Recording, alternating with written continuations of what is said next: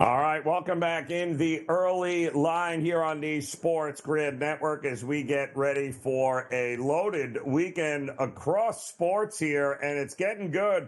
Anytime we've got playoffs to talk about, it's always fun as Wildcard weekend getting ready to kick off tomorrow in the NFL. Just two teams with a bye in the NFL this year. And, of course, the Kansas City Chiefs handled their business as usual, even though they lost that last game with all their backups playing to the Denver Broncos, who managed to, for the first time in 8 years, make it into the playoffs because of that win.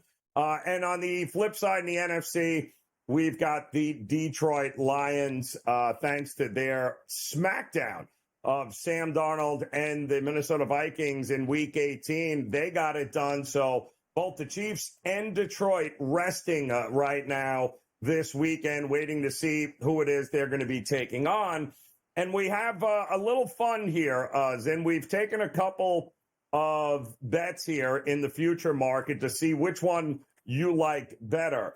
And let's look first at the NFC North, who has they got a few teams in the playoffs this year here, Zin. So which is a better one, a better bet, do you think? Any NFC North team making the Super Bowl at minus 165 or any AFC West team making the Super Bowl at minus 115? Both have three teams in the playoffs. I would still take the NFC North. I mean, I don't think an AFC West team is making the playoffs, is making the Super Bowl. So there's that. I think it's the Bills. Okay. So I wouldn't make that like a good price. I mean, 165 feels like it's a little light, doesn't it? Given the fact that we're dealing with the number one seed and Detroit, Minnesota. Again, I would turn around and think that the odds makers are telling you right there, there's a much greater chance of the Lions making the Super Bowl than the Chiefs making the Super Bowl. That's essentially what they're saying, right? Because the other two seeds, again, in the AFC are a 6 seed and a 7 seed, right? Yep. In the Chargers and the Broncos.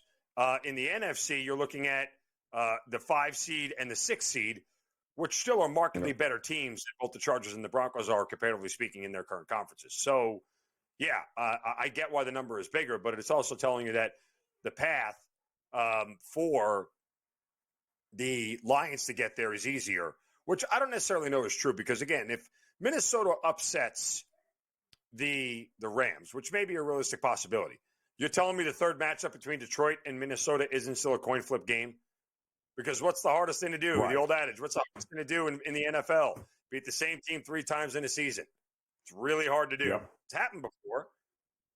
And it used to happen a lot more in the older format of the NFL playoffs. But nonetheless, that said, it's really tough to do it. So I don't know that the Lions' path is necessarily easier than the Chiefs, but the Bills / Ravens, who will meet each other in the divisional playoff, are going to eliminate one of them. So the Chiefs really only have one tough game to get to the Super Bowl, and it'll be at home. And it'll be at home. Exactly correct. And I'm looking right now because, plus 250 for the Bills, plus 280 for the Ravens. And I think we can agree that's really probably the best chance to go if any team is going to do it. So, will the Bills or the Ravens make the Super Bowl? I'm sure there's a yes-no spot somewhere along those lines. But who would you take a shot at? Let's just say it ain't the Chiefs. Is it the Bills or is it the Ravens? No, because the only listen, I'm not a hedger by nature per se, like when I have a future, but I always want the opportunity to be there, right? Like I always want to look at it and go, okay, can I set this up for a possible hedge? So at least I know I have some money if the matchup looks way too tilted one way. And the only way you're going to do that is with the Chargers. And like we were talking with Mike Blewett earlier, like the Chargers going into Kansas City still has a coin flip element to it because they are division rivals, because they've played already twice this year, because the Chargers can match the Chiefs punch for punch in a sort of slogfest that Kansas City plays, right? Like that to me is the only way that I would look at throwing a shekel down on the Chargers to possibly even win the AFC. let alone win the title. Because again, even if they get past Kansas City, guess what? I don't think it's a good one to win the Super Bowl. That's why I'd only take them to win the AFC, because I don't think there's a chance that if they do beat the Chiefs, they'd beat either the Bills or the Ravens, and then they'd go ahead and beat the Lions. Like, now we're getting way too many better teams than they are in a row. So upset the Chiefs, great. I'm in the AFC Championship game, and I'm in a spot possibly against Buffalo or Baltimore. It does feel like if you're looking for a longer shot to not only win the NFC, but to win it all, it's got to come out of the NFC side, right? Because are the Eagles live? Sure. Are the Vikings? Sure. Are the Rams? Or even the Bucks, who were that close to being in that game last year? So it feels like the NFC much more wide open. And if you're looking for value, I think it's definitely on the NFC side. No, there's got to be somebody there we can take a shot with at those prices. Oh, yeah. I mean, listen, I had a future on the Packers to win the NFC from back around week 5 or week 6 for a goof. Believe it or not, I have better odds on it now than I did back then. Like, I got 700, so it hasn't gone. But I did throw a shekel down on the Rams after week 18 to win the NFC.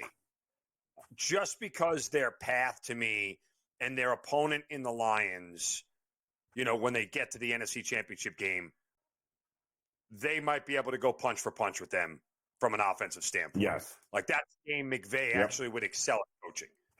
I don't want McVay in a tight slogfest where 3rd and 4 is a critical play call. What I want is a wide open spread offense going back and forth up and down the field with Puka and Cooper Kupp running through secondaries. That's the kind of game I want Sean McVay in, where he excels. So if that's the case, then the Lions are going to play that way against a bad defense that Detroit has. Give me the Rams. I agree. I think there is a lot of different ways to look at the NFC side. And a couple of other future bets we'll run by you, see what you guys think as the early line continues here on the grid.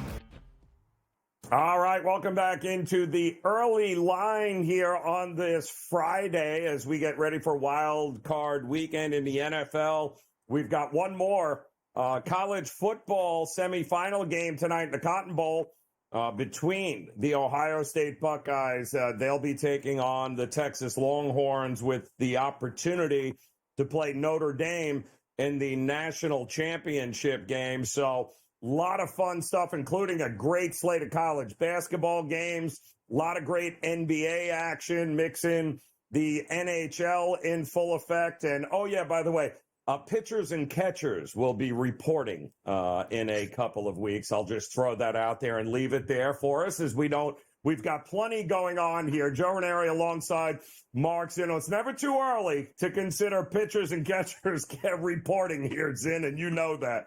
But we're talking futures with the NFL right now. We have found a couple of different ways to approach it.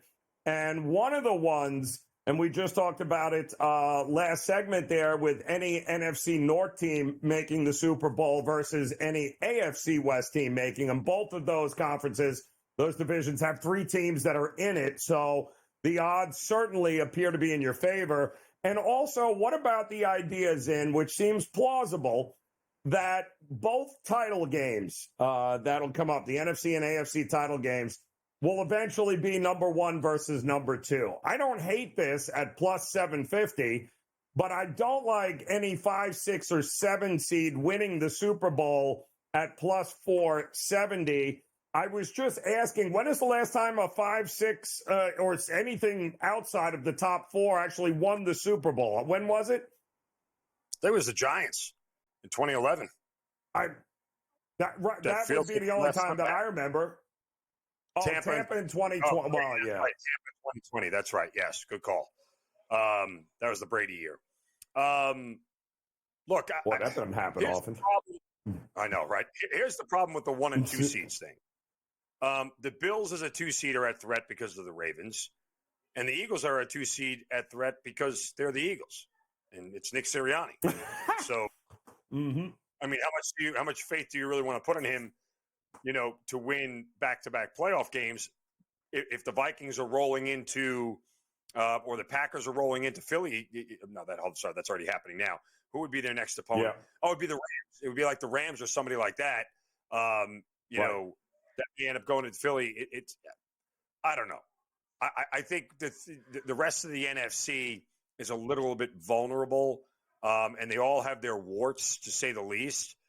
But yeah, I guess I just look at it from that standpoint that, both of these two seeds, particularly the Bills, have a really, really tough round in the divisional round of the playoffs. It's not like they're getting somebody who is a clear step below them. It's pretty obvious that, the 3 seed is right on their heels. So again, I kind of look at this thing that,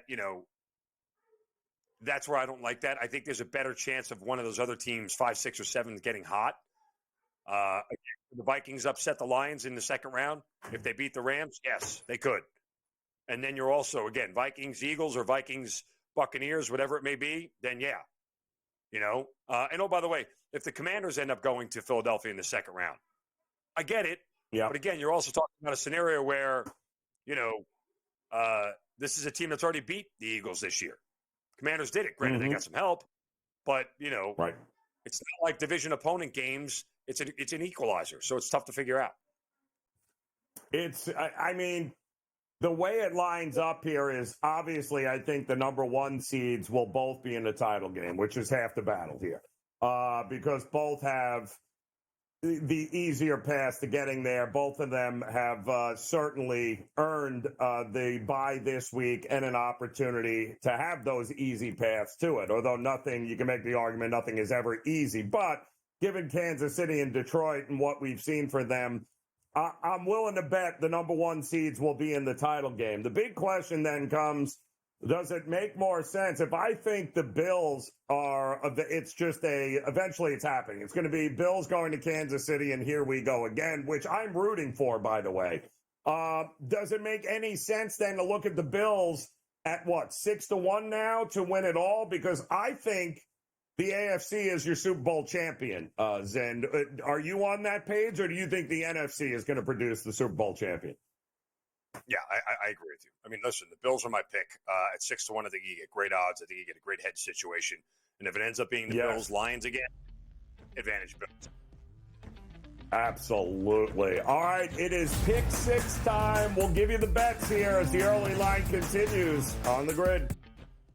All right, welcome back into the early line here on this Friday. Loaded slate here tonight across the hardwood, too. College hoops as well as the NBA. A national championship appearance could very well be on the line, or not very well, will be on the line, in fact, at the Cotton Bowl here tonight, even though the market seems to think maybe Texas shouldn't even play this game. Maybe they should just advance Ohio State to the national championship game, in which Notre Dame awaits as they remain a 5.5, 6-point favorite in the Cotton Bowl here tonight. But it is that time here, Zen, on a Friday, the legendary Pick 6. Now, for those who don't know what the Pick 6 is here, we are basically going to run down some of our favorite props and plays in this wild card weekend. And we always start, of course, with an anytime touchdown, which then, for those who don't know what an anytime touchdown is, it's basically any touchdown scored in the game. And you, I believe, have circled somebody that probably might be one of the most popular anytime touchdowns this weekend. Yeah.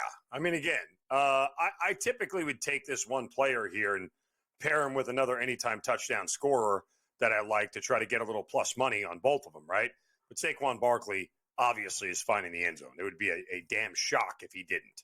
Either that or he got hurt and didn't play. So, yeah, Saquon Barkley would be my anytime touchdown scorer here. There's not a game script out there where Philadelphia doesn't use him inside the 5-yard line. It would almost feel, too, that like if I'm betting Saquon, is the tush push out because he was in the concussion protocol? Are we a little less inclined to have Jalen Hurts? That may be the case. They may only use the tush push on 4th and 1 and not at the goal line, because they know, especially if it's 1st and goal inside the 5, they'll get 4 cracks at giving Saquon to get 5 yards. That's pretty high percentage for the Philadelphia Eagles this year. Yeah, I kind of like that look a lot there as Saquon looking to carry the Philadelphia Eagles, and he'll do so with an anytime touchdown. I'm going to look towards the Buffalo Bills. It's a game that I like the over a lot in because I do think points are coming. And then, of course, if I think points are coming and I like the Bills, there is no way I am not backing Josh Allen to have an anytime touchdown. In fact, he's got a rushing touchdown in 3 straight playoff games, and I expect that trend to continue in this one against a Denver defense that has kind of fallen off as the season progressed. They were really good early, but they started giving up a ton of points about halfway through. I like him to be able to take matters into his own hand in the red zone at some point. Tough to take down. I could see Josh Allen finding the end zone there. I'll take him for an anytime touchdown. This next one, inevitably, Zin, is going to happen. It is not going to be all chalk in Wildcard weekend, although we said that a lot during the regular season in the NFL, and guess what? The chalk won a lot, won an awful lot down the stretch here. But what do we think for a moneyline underdog? Which game did you circle? I looked at the Commanders just simply because there's a world where it's a shootout and Baker makes a mistake. And look, if you're going to back a team as an underdog, take the one with the most high-flying offense and the highest ceiling. And I believe really that's, of all the underdogs this week, that's really who the Commanders are. Right? Like Jaden Daniels, we've seen him do a lot this year that has put the team on his back for make incredible plays. And, they may be the weakest opponent out of all of them in Tampa Bay. So I look at it here, and I'll just roll with Jaden Daniels in the Commanders offense to get it done. So, and listen, we've seen which version of Baker Mayfield shows up then, right? Which one shows up? We've seen good Baker. Right. I think the best version of the Commanders is better than the best version of the Buccaneers, right? If you get the best version of the Commanders and the best version of the Buccaneers, I actually think I would power rate the Commanders higher. I just don't know that you're consistently going to get the best version of the Commanders because their coach is a little bit, all gas, no brakes, and sometimes, makes bad decisions and everything else. But, beyond that, I think the best version of the Commanders is better than that of the Buccaneers. So I can back Jaden Daniels in that spot. Yep, I like it. Listen, all week long, I have talked to a number of different bookmakers around the country, and they all have said exactly the same things. And they need the Houston Texans in a big, big way. Everybody is running to the window backing the Chargers. I don't know anybody who's looking at the Houston Texans, and you and I both know, Zin, when you got that much love for a team that is only a 3-point favorite, something doesn't smell right here. And as hard as it is for me to get around the Houston Texans, I mean, this line should be higher, Zin. The fact that it's not, I think, is telling. Is it no? Well, the FanDuel Sportsbook just in the last 20 minutes went to officially -3. So they were one of the last books holding at 2.5. They have now moved to 3. So, I think it's telling at that point in time how much money is continuing to roll in on the Chargers. It is a little bit unnerving that we're not going to get to 3.5. We'll get one more push maybe before tomorrow and kickoff that more people run to the window and bet the Chargers to get to 3.5, at which point in time you'll get some buyback on Houston, which is a spot, believe it or not, I might buy back on Houston, right? Right. You give me a 3.5, it's going to change the dynamic of this thing because the Chargers don't exactly blow out, right? The Chargers don't win by margin a lot. I don't even think Houston is a bad teaser candidate at 2.5 or 3 because I don't see the Chargers winning by 10. Yep. Keep an eye on that line. It's going to be very interesting. I know Houston also very popular in teasers, but there's only a couple of underdogs that I think have a legit shot at winning outright on the money line. You had one of them there in the Commanders. The only other one to me is Houston at home. Catching points here. And anytime the books need a team in a bad way, they're in business because they end up getting it done there. Talk to me about an under, though, in these games. We've seen a couple of high totals in, of course, Tampa and Washington. We talked about the Bills and the Broncos, but what under are you looking at here?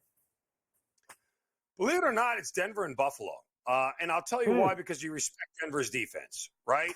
And there is a world where I could see the Bills, winning this game 33-10, right? 30-13, some kind of deal. Where I think it's very possible for the Bills to cover this and it still stays under, because when the Broncos have to step up in class and go up against better teams, there's a propensity. I mean, go back to that game they played at home against the Colts where they threw 3 first-half picks, right?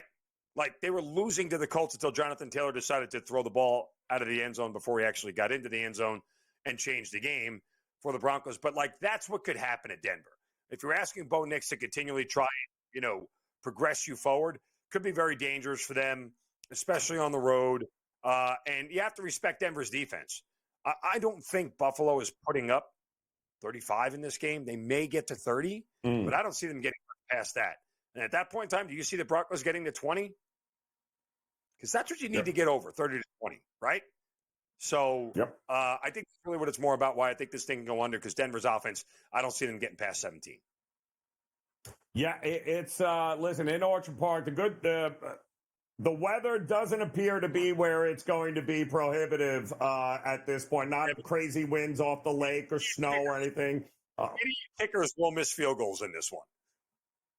I agree 100%. The question is the turnovers in that game, and will Bo Nix give them any? We'll have more from the Pick Six when the early line continues here on the Grid. All right, welcome back. The early line here on the SportsGrid Network. Joe Raineri alongside Mark Zinno as we continue with our Pick Six selections here for Wildcard Weekend. We do want to let you know there is some breaking news as Tom Pelissero is reporting on X that Jerry Jones and Mike McCarthy have had several days of discussions about the future of Mike McCarthy and the Dallas Cowboys. And it is being reported that both sides remain open to having the discussions. It's expected to continue today. I quite honestly don't understand, Zin, what is taking so long here. It felt like it was, it was inevitable that just hurry up and finish the season so Mike McCarthy could be fired and they'll move on. But apparently it's not that simple here, I guess, with Jerry Jones and the Dallas Cowboys. No, look, I think there's a really good argument for McCarthy to be retained. Remember, they have this negotiating window that's until January 14th, this exclusive rights negotiating window for the Cowboys, the one that they denied the Bears to get into early. That said, that's 4 short days away. So at some point in time, if they don't get a deal done in the next 4 days, Mike McCarthy's going to be able to talk to other people. But I would imagine that the deal actually does get done. I don't know how long it might only be 2 or 3 years, but I don't know that there's a better option out there for the Cowboys, in my opinion, really, other than John Gruden. And if the stain is off John Gruden for his transgressions and what got him fired from the Raiders by the NFL, he wasn't really fired by the Raiders. It was pressure from the NFL to fire him. Yes. And I would only add that we've seen many other people in the NFL have much worse crimes and much worse sins than what John Gruden did, and they were all allowed back in. So he sat out. He had his time on the bench. I think John Gruden is a very viable candidate for a lot of teams right now and should be getting phone calls, in my opinion. That said, I don't know that the Cowboys are better other than. Yeah, sometimes the devil you know is better than the devil you don't. So Mike McCarthy and Jerry Jones, and I wouldn't point to McCarthy having been the problem this year for the Cowboys in any way, shape, or form. But we'll let you know if anything comes out here. We have got you covered. We also were telling you about a under this week as part of our Pick Six that we liked, and Mark Zinno told you about the Broncos and the Bills under 47.5. I am going to go the route, if it ain't broke, we ain't fixing it here, folks. 43.5, as far as I'm concerned, is too big a number for Pittsburgh and Baltimore. And here are the numbers. The Ravens with Lamar Jackson have played a total of 7 playoff games. The under is 5-2 in those games. And oh yeah, by the way, not one of those 7 games has exceeded 44 points. They've played 9 times since December of 2020, these two teams. The under is 8-1. And the only game that went over and exceeded the winning team by 20 points or more was the last game where the Ravens dropped 34 on them. And a big reason as to why that isn't in this game with Zay Flowers, who has already been ruled out. Listen, these two teams know each other better than anybody. The idea that they are going to go in 5 of 7 in the red zone like they did that game, 3 of 3 on field goals, and get a defensive touchdown, yeah, not in playoff football, not here in this spot. I think 43.5, give me the under all day. It feels like this is going to be the first one to 20, quite honestly, is going to win this game. 20 to 14, 20 to 17, somewhere in that ballpark. That's what I think we're going to get in this one here. Alternate line, Zin. Interesting. You can go a couple of different spots. I know some guys go in a couple of different directions in the alt market. Which game did you look at for one? I looked at the Buccaneers against the Commanders. I know that the Commanders are also my money line dog, but it's because I see 2 range of outcomes. Either the Buccaneers win big or the Commanders win outright. And if you look at the Commanders' losses this year, Joe, of their 4 regular season losses, guess what? 3 of them were by more than a touchdown. The only one that wasn't was the one against the Steelers, where, oh, by the way, the Steelers in the fourth quarter, their 3 possessions were interception, fumble, and then touchdown with 2 minutes left. In a game where Washington had a 27-21 lead throughout most of the fourth quarter and couldn't put it away because their offense choked down the stretch. So, again, all the other games that Washington has lost, they've lost by more than a touchdown. So I think that's the case here. I think the Buccaneers end up winning big or the Commanders win outright. So if I'm going to lean on the Bucs here, I'll take I'll take the Bucs rather minus more than a touchdown. Yeah, well, good.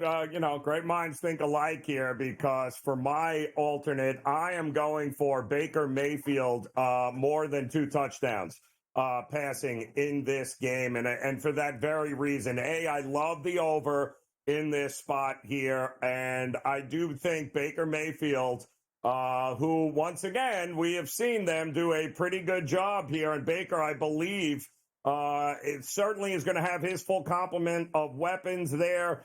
Mike Evans, he's going to have Otten back, I believe, in the tight end spot overall. And I believe over he's hit over the 6 of 7 at home. He's got 19 passing touchdowns over the last 8 games there. To me, this is going to be a wild game, one in which there's going to be a lot of points. And if they're going to cover the 7 for you, then he is going to have 2 or more touchdown passes here, probably to try to feed Mike Evans to stick it to Marshawn Lattimore. So I'm with you there. I think touchdown passes by Baker are coming in that game. All right, we've got a couple of more to get to here, including a yardage prop here. Who are you looking for in the yardage market here, Zen? Well, I'm going to go back to Old Reliable, a guy I've bet on several times over the last 3 or 4 weeks in his cash tickets, but it's Jalen McMillan.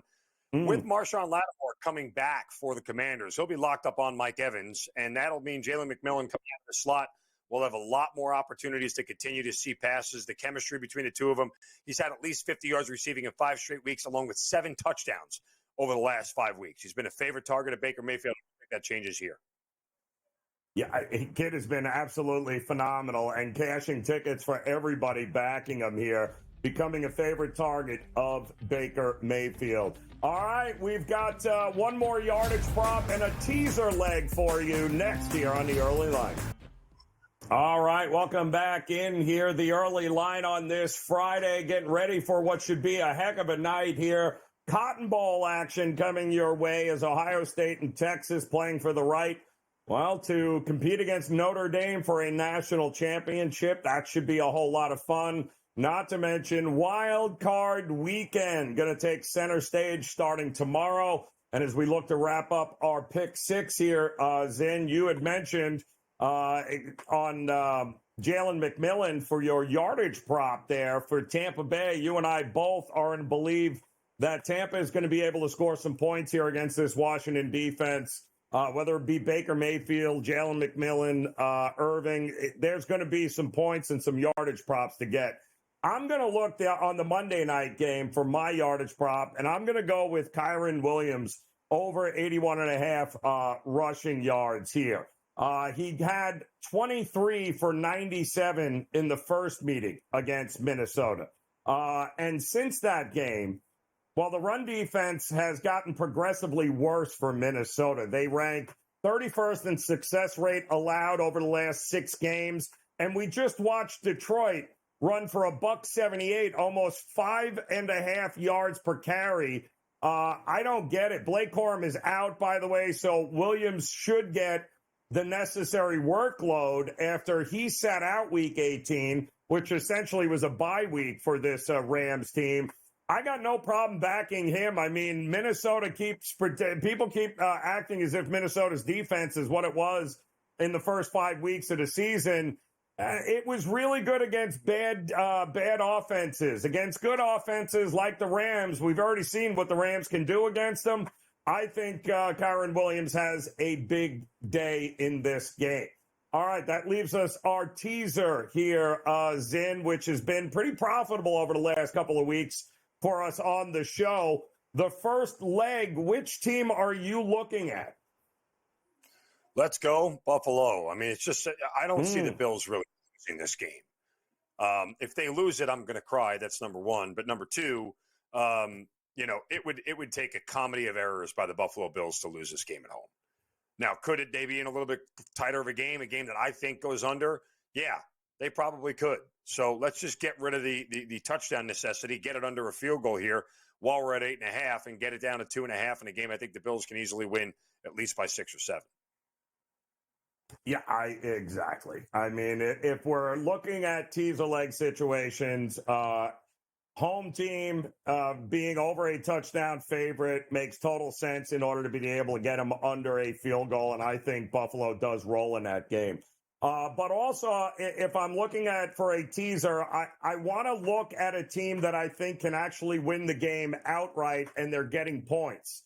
And that's exactly what you've got with the Rams here, who are now, I believe, getting 2. And that number seems to be creeping up here a little bit as the Minnesota money with the change of venue is starting to roll in here. And listen, we've already saw this game. The Rams have seen this Minnesota team before, and the Rams did a pretty good job handling the blitz, and nobody blitzes more. But you're not going to outmaneuver Matt Stafford and Sean McVay, 2 of the best, especially in the playoffs in this spot here. I think the Rams can win this game outright. So the idea's in that I can get over a touchdown with the Rams on a neutral site game indoors. I got no problem going that route as well. So Buffalo and the Rams in a 2-team teaser, no issue with that. And to run it down one more time here, we'll throw them up on the screen. So in case you guys missed any there, that's what you've got for marks with Barkley, the Commanders, the under in Denver and Buffalo. You got the Bucks laying 7 there in an alt line. Of course, Jalen McMillan over 59.5 receiving yards for his yardage prop. And the Bills will be his half of the teaser leg. I'm going to look Josh Allen for an anytime touchdown. We're going to look at the Texans. Yikes, as a moneyline underdog. I'm going to go under in Pittsburgh, Baltimore, because if it ain't broke, don't fix it. I think Baker Mayfield is in line for a monster game, over 2 passing touchdowns. Kyren Williams, over 81.5 rushing yards. He will get the carries for sure. And the Rams getting 8 is my half of the teaser leg. And there you got it, the pick 6 in full effect for Wildcard weekend. National championship spot on the line tonight. Plenty of college hoops, NBA, a lot of great stuff. Mark, Always a pleasure, my man. We look forward to doing it again. More coming your way here on the Sports Grid Network. We'll see you on Monday.